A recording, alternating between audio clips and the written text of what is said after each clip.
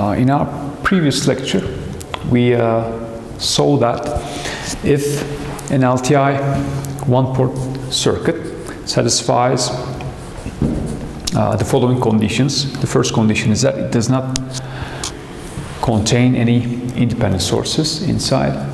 The second condition is that all the dynamic components, namely the capacitors and inductors, they all have zero initial conditions. If those conditions are satisfied, then this one port can be represented in the S-domain circuit by its so-called impedance, which by definition is the ratio of the transform of the voltage V to the transform, the Laplace transform of the current.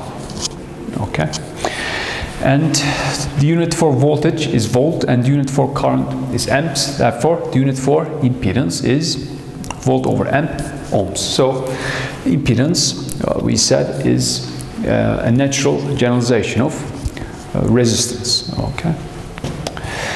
Now, since KCL and KVL hold in S-domain circuits, an immediate implication of this definition is the following. Okay. So suppose we have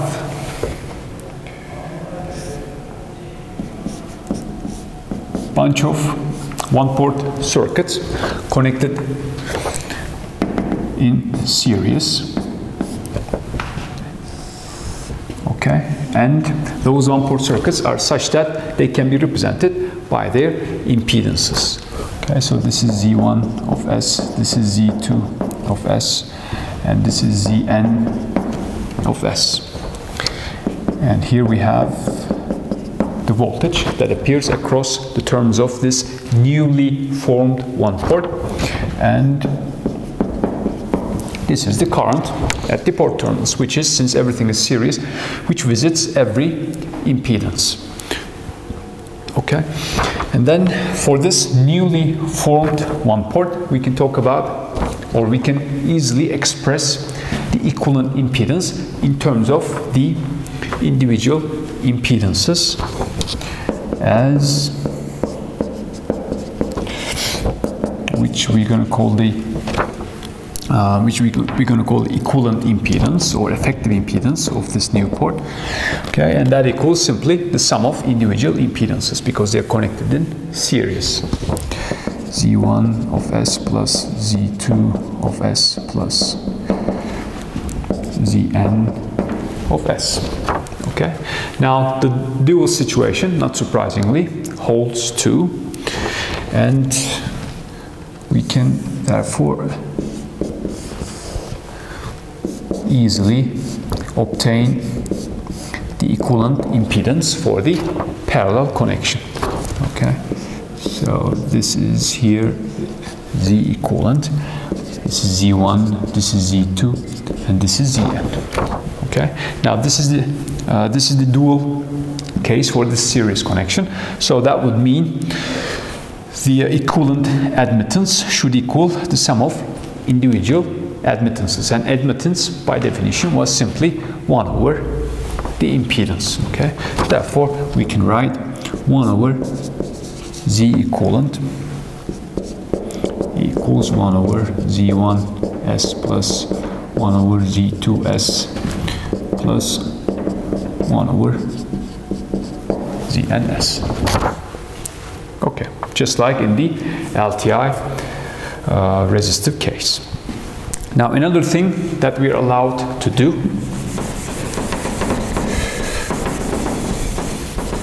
in S-domain circuit, and that thing we're familiar with from LTI resistive circuits, is the so-called source transformation. Let's also very briefly talk about that.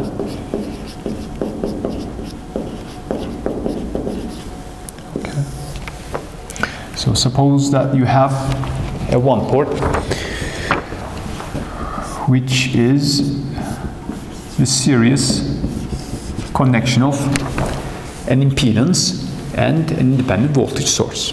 Okay, this is Z of S, and here this is V of S. Okay, this is A, B. And then as far as the current voltage relation at the port terminals concerned, then this is equivalent to the following, where we have this time two parallel components. Here we had two series components, and one of those components is again the same impedance, okay, Z of S, and the other component is an independent current source. It's just like the transformation that we're familiar with from Thevenin equivalent circuit and Norton equivalent circuits. Okay, so this is Z of S, AB, and the current there is simply this the voltage here divided by the impedance that's connected in series. Okay, Vs over S divided by Z of S. Okay, in fact, we have seen a special case or a special example for that equivalence when we obtained representations for the inductor and capacitor in S-domain circuits. Let's remember the two possible representations of a capacitor with non-zero initial condition. One representation was this,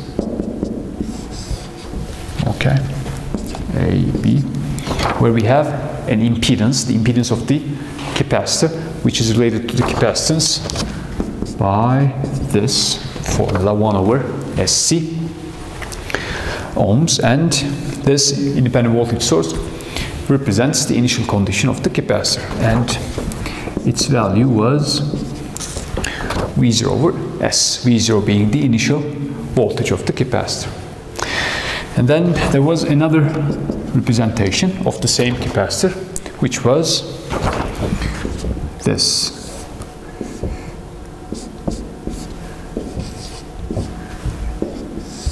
The same impedance, 1 over SC. This time it's connected in parallel with a current source, where the current source is representing the initial condition in the capacitor, and the current that it provides was CV0. Okay. Now that the transformation between those two representations is just a special case of this more general relation. Okay. Now we saw almost all of our components, or we obtained the S-domain representations of most of our, in fact almost all of our LTI components, namely resistor, inductor, capacitor, ideal transformers, and dependent sources. And there's only one thing that's left, and that component is coupled inductors. Okay, so let's say a few things on coupled inductors, and then we'll be ready to start solving circuits using S-domain circuit analysis techniques.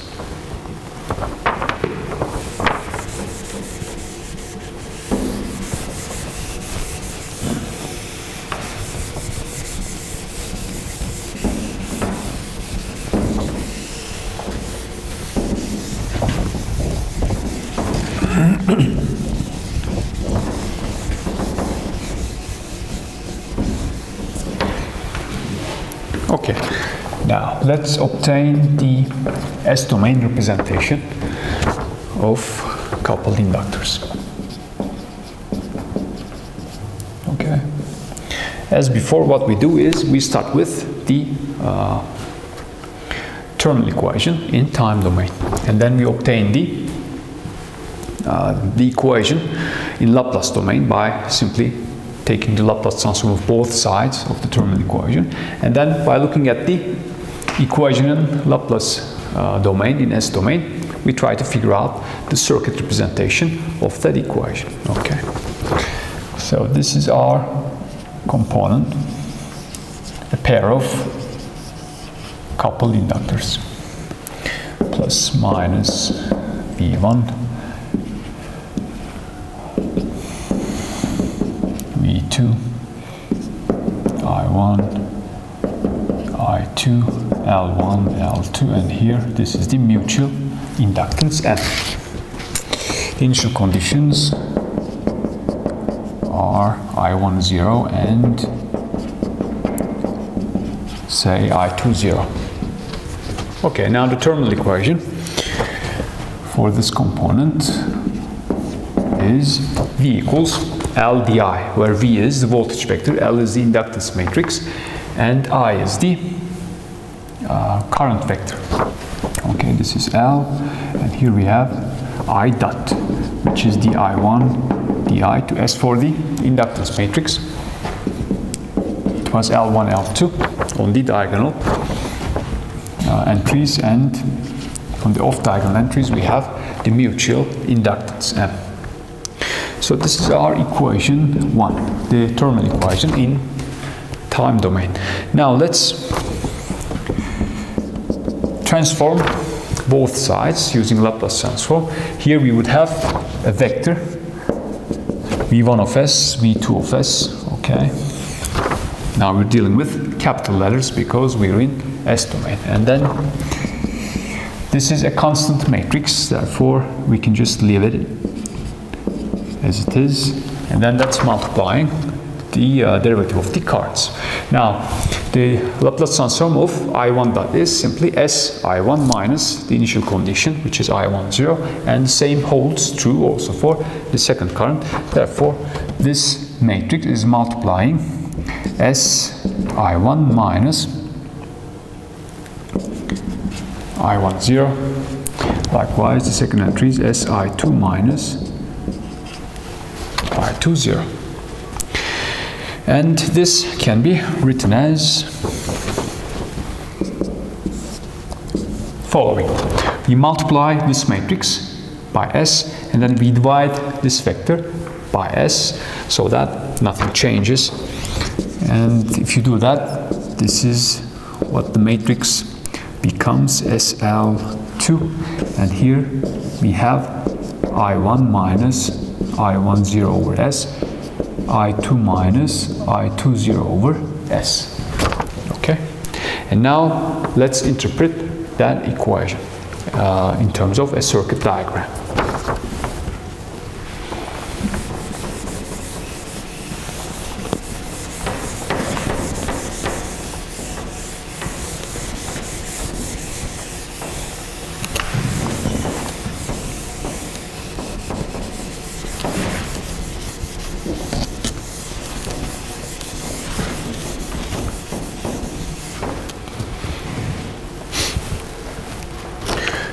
Okay, so that equation should imply the following. So we have the voltages here. Okay. And then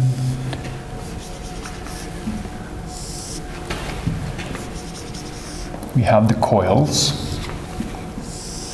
Okay. This is V1. Now we're drawing the S domain circuit. This is V1, this is V2, and here we have I1, and here we have I2. Okay, now, so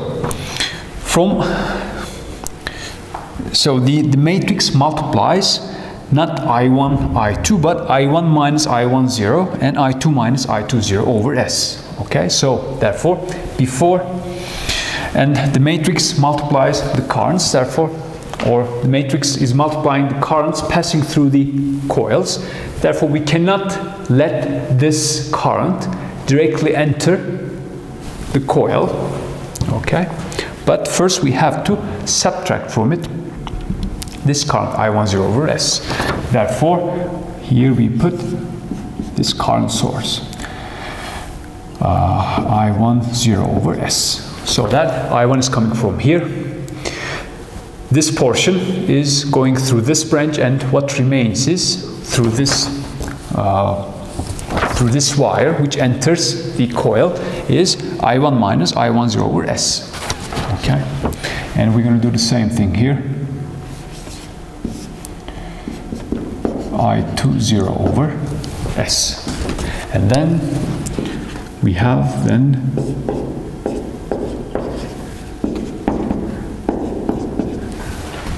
the currents passing through the coils as the difference. And then this should be, this should mean, or this representation should mean the following. The voltage drop here, okay, plus minus, equals the current passing through the coil times SL1 plus current passing through this other coil times SM, okay?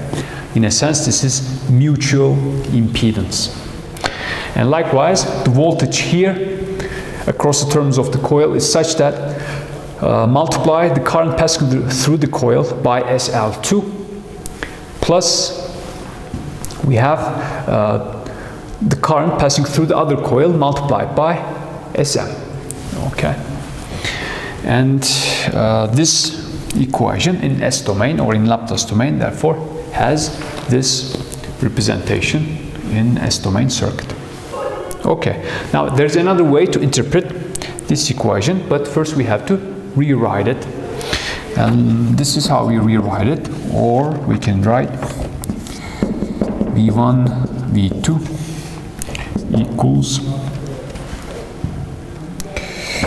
L1 M L2 times SI1 minus I10 SI2 minus I20.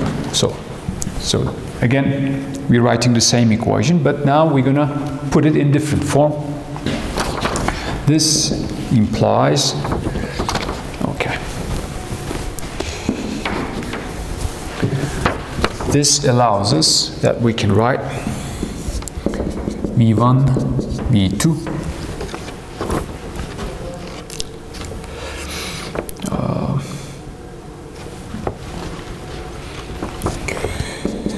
plus L1 M L2 times I10 I20. Okay, so what we did is we took these initial condition terms to the other side, and what remains on the right hand side is SL1 SM SL2 times I1 I2. Okay, and then this thing here is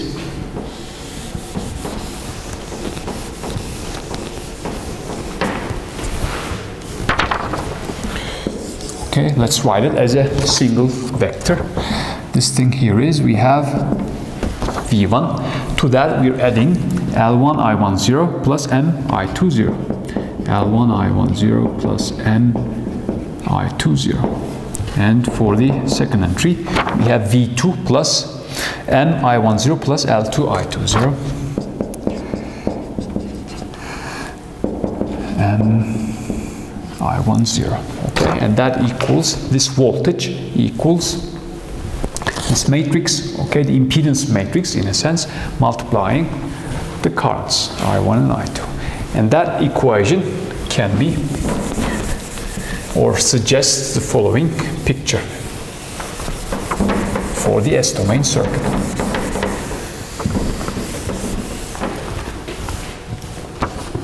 Okay, so that equation implies, again, we have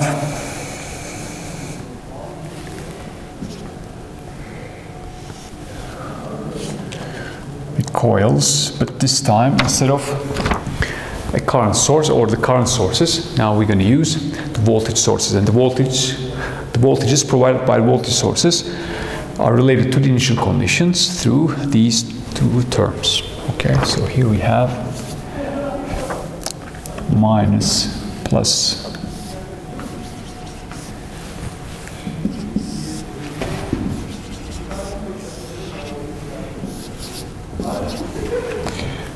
plus minus V2 plus minus V1.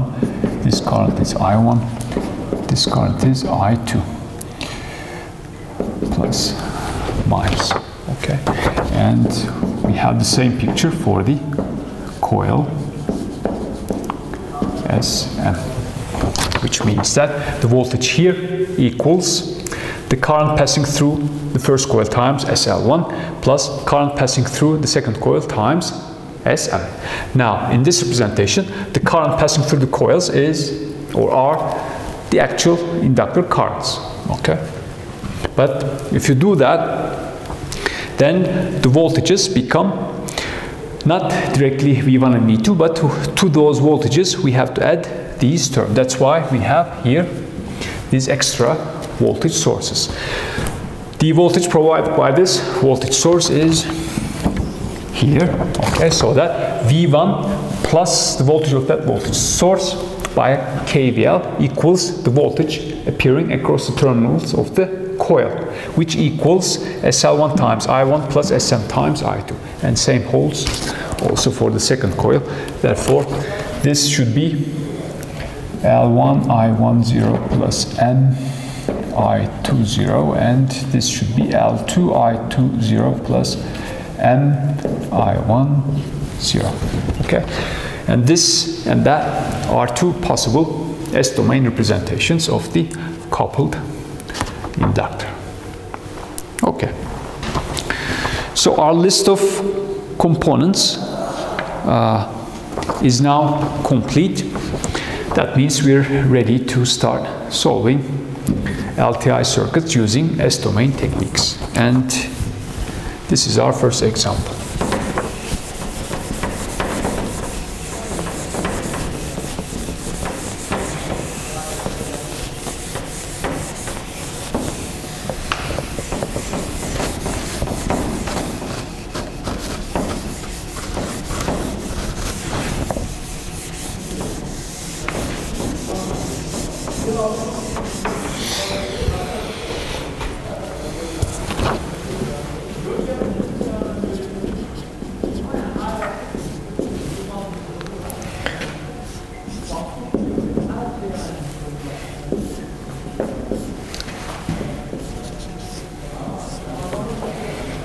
Okay, we have a second order circuit with the following topology.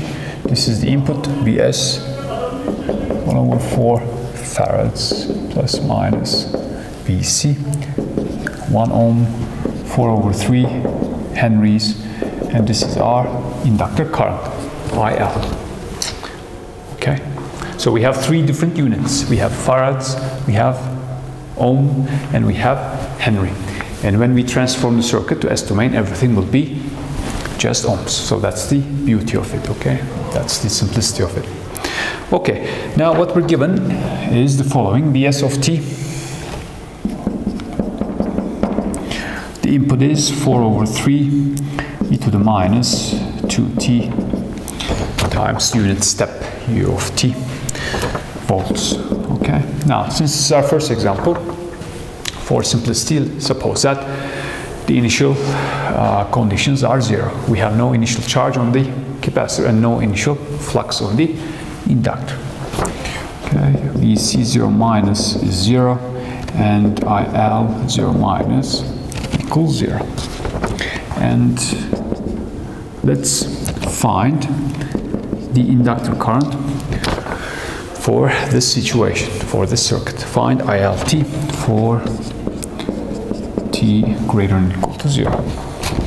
Okay, now we already know how to solve this circuit using earlier techniques, which was we're going to formulate that, for instance, obtain the state equation in time domain. And once we have the state equation, we can perhaps use Laplace transform techniques to solve it.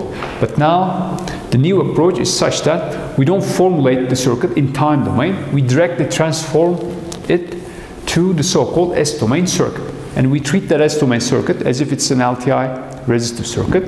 Find for IL of S, okay? And then once we have IL of S, we, as the last step, transform that or take the inverse Laplace transformation of IL of S and obtain IL of T. Okay, so let's solve this circuit using our new method.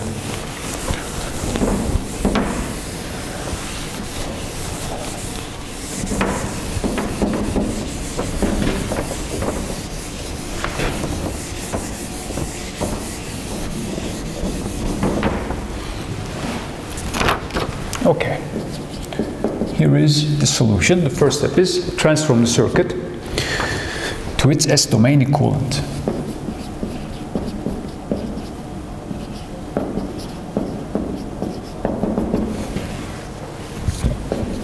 To its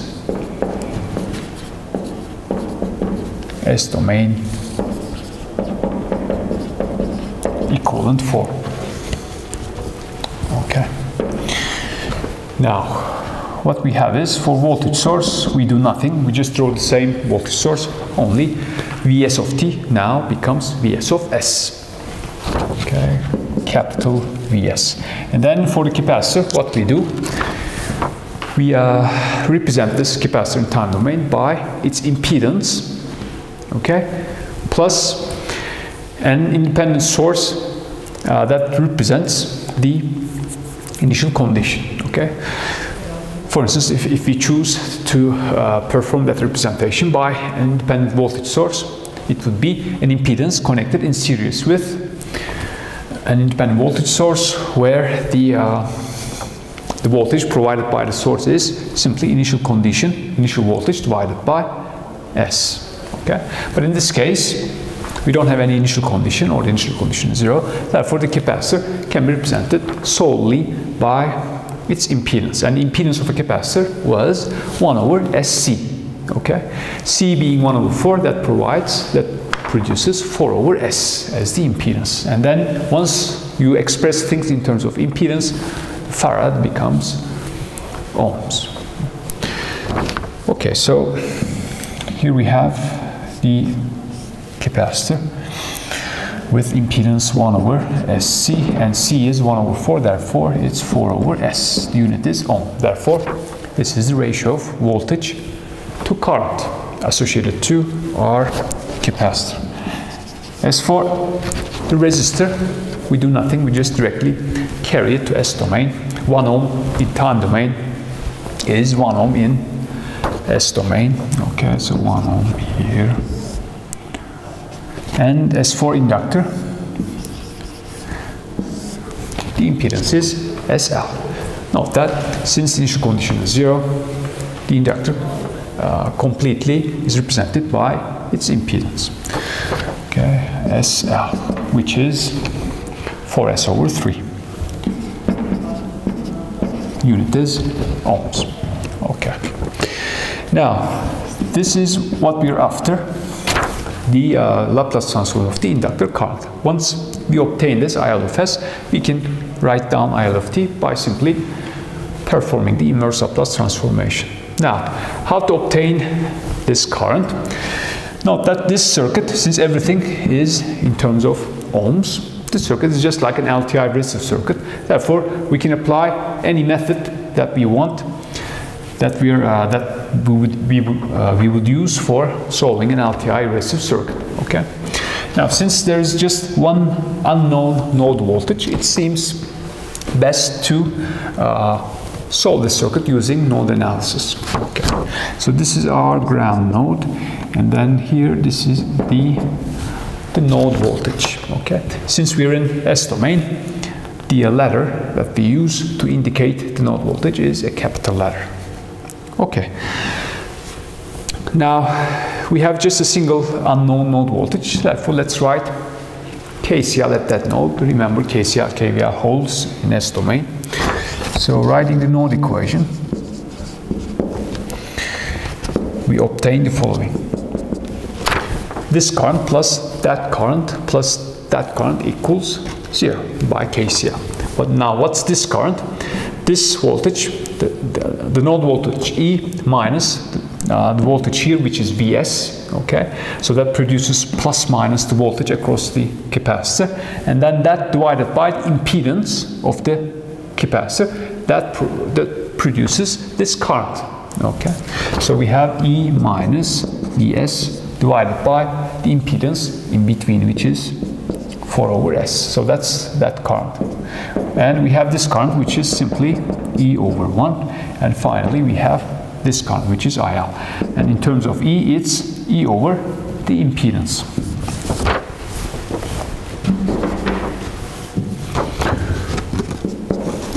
Plus E over 4s over 3. And by KCL, that sum should produce 0. Okay, so let's reorganize this. S over 4 plus 1 plus 3 over 4s times E equals S over 4 times the voltage of the source, Vs.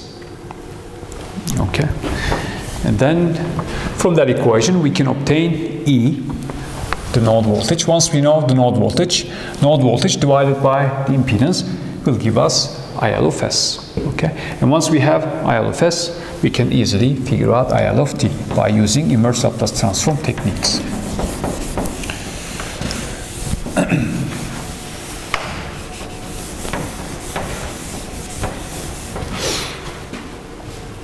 Okay, so still dealing with that equation, we have, well, let me write it here. We have E equals S squared over S squared plus 4S plus 3 times Vs. Okay, and then we have IL equals the node voltage E divided by the impedance 4s over 3 E over 4 over 3s, and that yields 3s over 4 s squared plus 4s plus 3, and that's being multiplied by the Laplace transform of the voltage source. The voltage source, right? Okay, this is our equation 1. Now, to write explicitly the Laplace transform of IL, we need the Laplace transform of Vs. Okay, so that's our next step. Now, Vs is the Laplace transform of Vs of t, and Vs of t was given as 4 over 3 e to the minus 2t u of t. Okay, so that's easy to obtain the Laplace transform of this. Is simply 4 over 3 times 1 over s plus 2. 4 over 3, 1 over s plus 2. And now we have completely IL of s.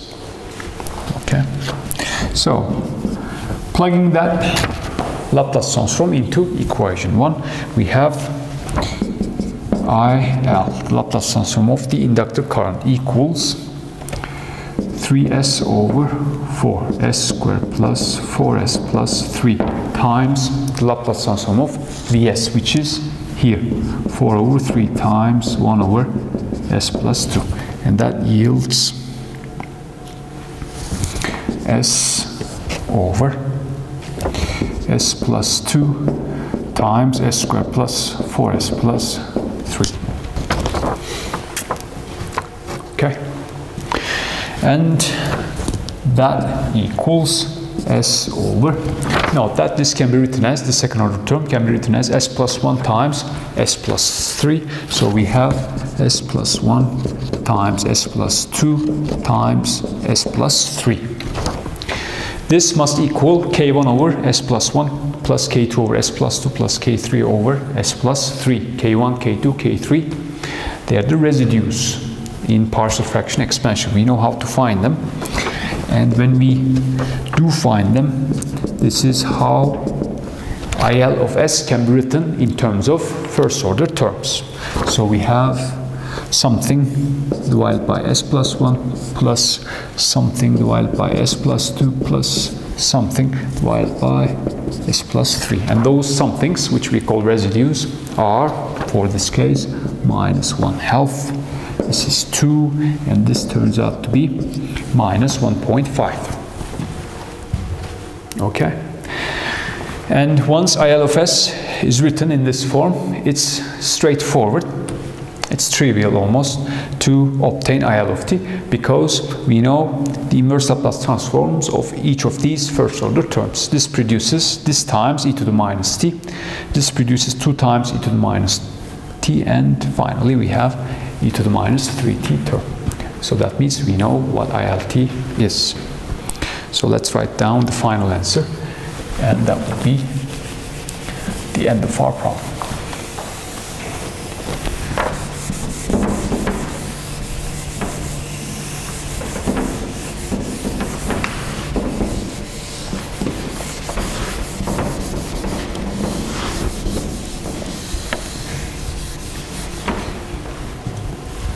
Okay, hence IL of t, which is the inverse Laplace transform of IL of S, equals the inverse Laplace transform of the first term plus the inverse Laplace transform of the second term, and so on.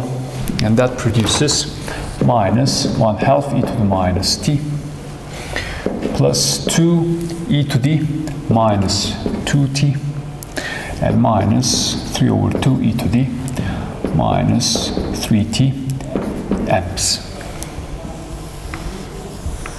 Okay, for t greater than or equal to 0. Okay, so that's the answer. Let's also talk about these terms here. Note that the input is of this form, e to the minus 2t. Therefore, this term here must be coming from the input. In other words, this should be our particular solution. We have two other terms, e to the minus t and e to the minus 3t. Remember that the circuit was second order, so therefore that should mean the natural frequencies of the circuit must be at -1 and -3.